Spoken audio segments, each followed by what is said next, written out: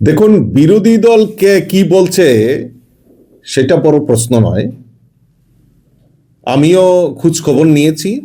স্থানীয় যিনি বিধায়ক অর্থাৎ রাজ্যের মাননীয় মন্ত্রী সুধাংশু দাস মহোদয়ের সঙ্গে আমার কথা হয়েছে। আমিও আপনাদের মাধ্যমে জানতে পেরেছি যে ফটিকরায়ের সায়দার পার একটি অপ্রীতিকর ঘটনা সেখানে ঘটে এবং তৎক্ষণাৎ সেখানকার উচ্চ যিনি আধিকারিক, পুলিশ আধিকারিক, ডিএম, ওনারা সেখানে পৌঁছে গেছেন এবং সমস্ত কিছু নিয়ন্ত্রণে আনা হয় এবং 144 সেখানে এসডিএম এর তরফ থেকে সেখানে লাগু করা হয়েছে। অর্থাৎ এই যে কোনো ঘটনা, এই ঘটনাকে সাম্প্রদায়িক সুড়সুড়ি দিয়ে এই রাজ্যে একটা অস্থিরতার বাতাবরণ তৈরি করার চেষ্টা করা হচ্ছে।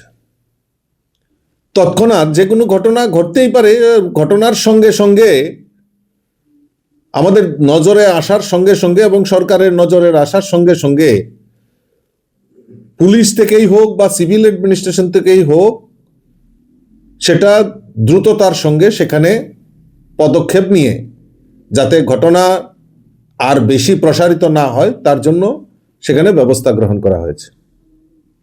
এবং বিরোধী দল যেটা আপনারা বলছেন যে বিরোধী দল বিভিন্নভাবে প্ররোচনা দেওয়ার চেষ্টা করছে, এটা বাস্তব।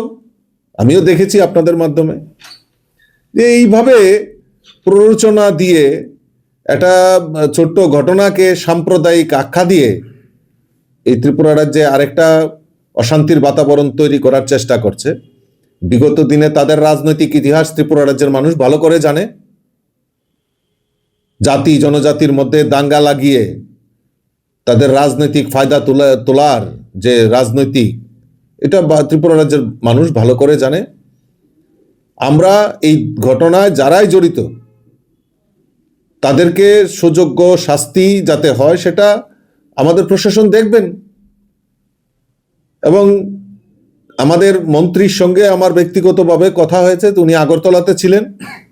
উনিও ঘটনা শোনার সঙ্গে সঙ্গেই উনি ওনার কেন্দ্রে উনি দ্রুততার সঙ্গে পৌঁছে গেছেন। এবং আমরা যেটা বলছি যে আমাদের কাছে জাতি জনজাতি, হিন্দু মুসলিম খ্রিস্টান এটা বড় জিনিস নয়। বড় জিনিস হলো আমরা